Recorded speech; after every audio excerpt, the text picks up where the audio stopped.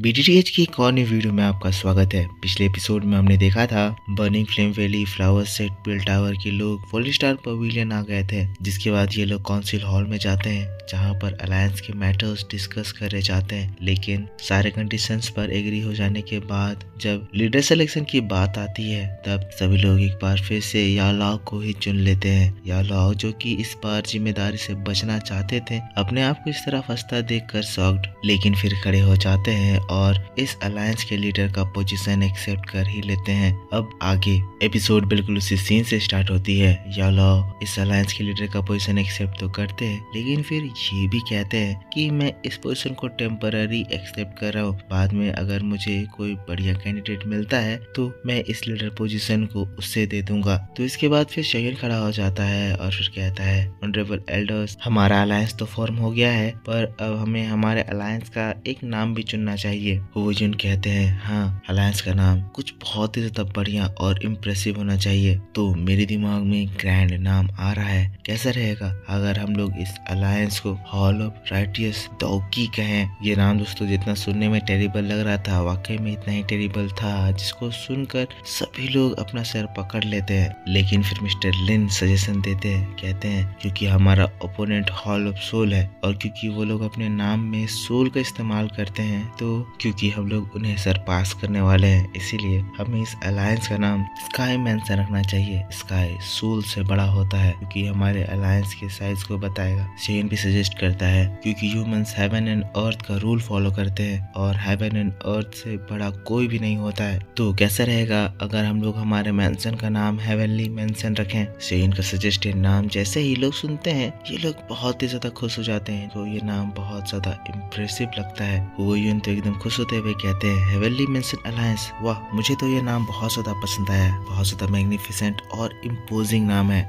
Shane जिसके बाद wine का कप उठाता है, कहता है, हमारा अलायंस फॉर्म हो चुका है, तो चलो इसे सेलिब्रेट करने के लिए हेवनली मेंशन अलायंस के नाम पर एक टोस्ट रेज करते हैं। सभी लोग शेन को चीयर्स करते हैं, पर तभी उस जगह पर एक बहुत ही डार्क एनर्जी का प्रेजेंस फील होता है और अचानक से आवाज गूंजती है, हेवनली मेंशन अलायंस। वाकई में ये नाम काफी ज्यादा इम्पोजिंग है, पर मेरा हॉल ऑफ सोल ये सोच रहा है कि आखिर तुम लोगों का ये अलायंस कितना समय तक लास्ट करेगा। सभी लोग देखकर समझ जाते हैं कि ये हॉल ऑफ सोल है और तब वहां पर एक पर्सन अपीयर होता है। पर्सन नहीं बल्कि पर्सन का एक स्पिरिचुअल इमेज। हाँ दोस्तों, ये हॉल ऑफ सोल का डेप्यूटी जनरल ही है जो कि दाओशियांग के 3 स्टार पर है। शेन उसे देखते ही गुस्साता है, अपने कप को उसकी ओर फेंकता है, कहता है, तो तुम हॉल ऑफ सोल के होल मास्टर हो। स्पिरिचुअल बॉडी वहां से गायब होता है। शेन के पास आ जाता है, कहता है, तुम्हारी किस्मत इतनी ज्यादा अच्छी नहीं कि हॉल मास्टर खुद तुमसे मिलने आ जाए, तो हाँ, इसीलिए तुम मुझे डेप्यूटी हॉल मास्टर कह सकते हो। तब शेन कहता है, लगता है हॉल ऑफ सोल के डिप्यूटी मास्टर में थोड़ी हिम्मत की कमी है, तभी तो खुद पर्सनली ना आकर अपने सोल के एक रेवेनेंट को बस यहाँ पर भेज दिए हैं। डिप्यूटी हेड कहता है, तुम लोगों को निपटाने के लिए मेरा यही फॉर्म काफी है। तो क्या तुम्हें वाकई में लगता है कि तुम्हारा वो so called heavenly mention alliance मेरे हॉल ऑफ सोल को थोड़ा सा भी थ्रेटन करने की कैपेबल है? शेन गुस्साते हुए कहता है, तो तुम उतनी दूर से यहाँ पर बस इसलिए आए ताकि तुम अपनी बकवास कर सको? लेकिन डिप्टी जनरल शेन को शांत करते हुए कहता है, नहीं नहीं, मेरा आज इस जगह पर आने का रीजन वो तौसी एंशिएंट जेड है। वो एंशिएंट एम्परर जेड तुम्हारे हाथों में है ना? इसके बाद अपनी किताब को आगे करता है और उसके अंदर से एक प्रोजेक्शन निकलती है। वहाँ हम देखते हैं कि उस प्रोजेक्शन में एक पर्सन चैन से बंधा हुआ है। शेन देखते ही पहचान जाता है ये उसके फादर है। एकदम गुस्साते हुए खड़ा हो जाता है। उसके फादर बहुत ही ज्यादा तकलीफ में थे। शेन देखकर सच में इमोशनल हो जाता है, लेकिन वो डेप्यूटी हेड कहता है, तो लड़के चलो वो तो उसी एंशिएंट जेड मेरे हवाले कर दो, वरना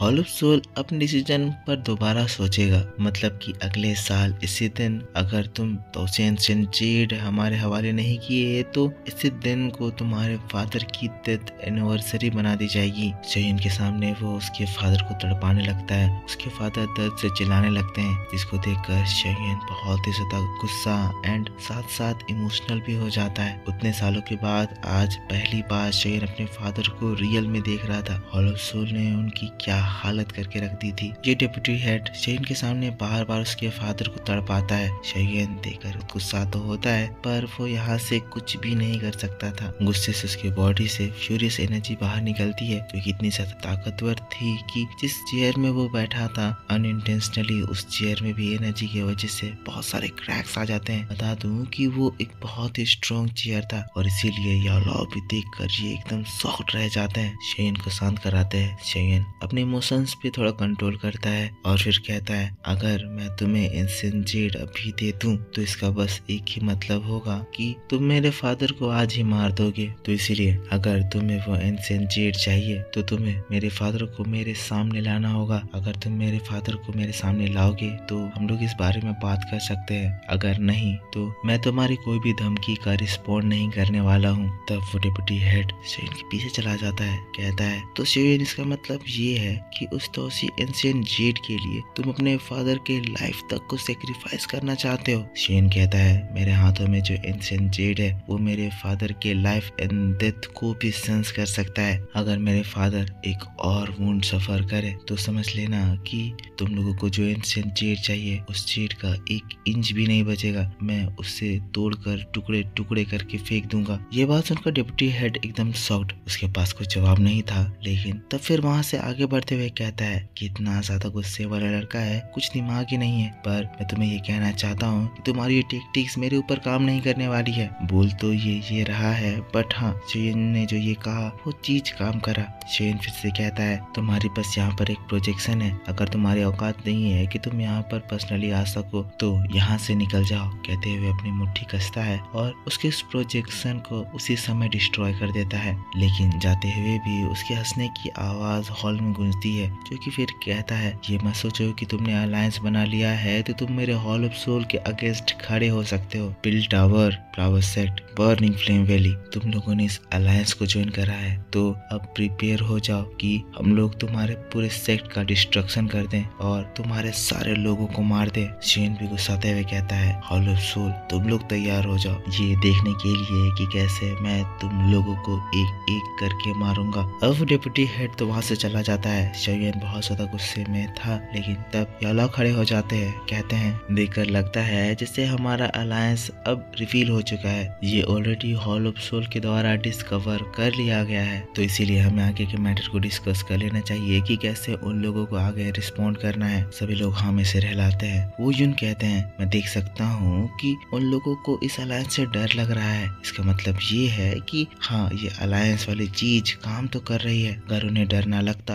तो वो लोग यहाँ पर आकर हमें कभी धमकी देते ही नहीं। तब फिर शेयन कहता है एक बार अलायंस का इन्फॉर्मेशन पूरे सेंट्रल प्लेन में फैलता है तो फिर सारी बातें बदल जाएगी और फिर हॉल ऑफ सोल भी इस तरह से चुप नहीं बैठेंगे। तो हाँ हमें इस अलायंस को और ज्यादा बड़ा बनाना होगा और हम लोगों को दूसरे अलायंस को भी इस अलायंस को ज्वाइन करने के लिए इनवाइट करना होगा। सभी लोग शेयन की बातों से एग्री थे। शेयन कहता है तो कल मेरा फॉलिंग स्टार पवेलियन पूरे वर्ल्ड के सामने इस अलायंस के बारे में अनाउंस करेगा। तो इसके बाद हमारा नेक्स्ट स्टेप ये है कि हमारे जो अलायंस है उनके बीच में हम लोगों को जल्द से जल्द स्पेशल वर्म होल क्रिएट कर देना होगा, ताकि अगर कोई भी दिक्कत आए तो हम लोग फोर्सेस को इधर उधर तेजी से शेयर कर सके। शेयन की सभी बातें इंपॉर्टेंट थी। सभी लोग तुरंत ही शेयन की सारी बातें मान जाते हैं। सीन यहाँ से शिफ्ट होता है और दोस्तों हम लोगों को बताया जाता है कि इसके बाद कल के दिन फॉलिंग स्टार पवेलियन इस अलायंस की न्यूज को सेंट्रल प्लेन में सभी के सामने अनाउंस करता है। न्यूज इतनी ज्यादा बड़ी थी कि ये बहुत बड़े बड़े एक्सपर्ट्स को अट्रैक्ट करती है, बहुत बड़े बड़े सेक्ट भी, जिसके बाद फिर इस अलायंस में जुड़ने के लिए आते हैं। एज उन लोगों को भी किसी तरह से हॉल ऑफ सोल ने प्रताड़ित किया था। बाकी के लोग बहुत ज्यादा एक्साइटेड हो जाते हैं क्योंकि अब हॉल ऑफ सोल के बराबर में एक दूसरा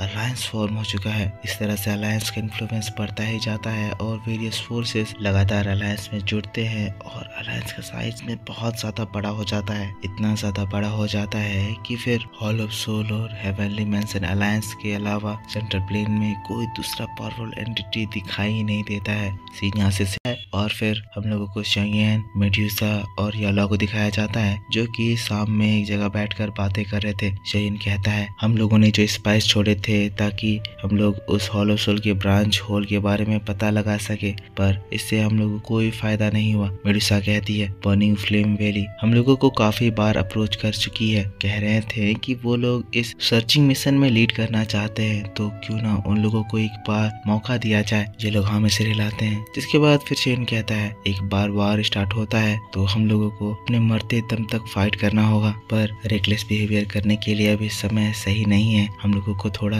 धैर्य रखना होगा। यह लोग कहते हैं अगर मेरा प्रेडिक्शन सही है तो सभी लोग इस वक्त प्यूरिफाइड डिमोनिक लोटस फ्लेम के अपीयर होने का इंतजार कर रहे हैं, जो कि अभी से 9 मंथ बाद अपीयर होगा। इसीलिए हॉल ऑफ सोल के साइड से कोई भी मूवमेंट्स नहीं हो रहा है। शेयन कहता है purified demonic lotus flame appear होने वाला है। जब ये अपीयर होगा तो जरूर ही पूरे कॉन्टिनेंट के टॉप एक्सपर्ट्स को अट्रैक्ट करेगा, जो कि इसके लिए कॉम्पीट करेंगे। मेरे 1 स्टार दाओ शेंग के स्ट्रेंथ के साथ मुझे नहीं लगता कि मैं उस प्यूरिफाइड डिमोनिक लोटस फ्लेम को इन एक्सपर्ट के हाथों से हासिल कर पाऊंगा। यालाता बताते हैं मैंने सुना है सुनर भी एंशिएंट वेस्टलैंड रीजन को छोड़ने के बाद फिर एक क्लोज डोर कल्टीवेशन में चली गई, वो भी एक हाई लेवल पर एडवांस करने वाली है। और जैसा कि उसका डिवाइन ग्रेड ब्लड लाइन है, मुझे लगता है इस बार के इस रिट्रीट के बाद वो जरूर ही दाओशेंग क्लास में इमर्ज कर जाएगी। तो ये भी प्यूरिफाइड डिमोनिक लोटस फ्लेम को पाने के लिए तुम्हारे साथ जाएगी, और अगर वो तुम्हारे साथ जाती है तो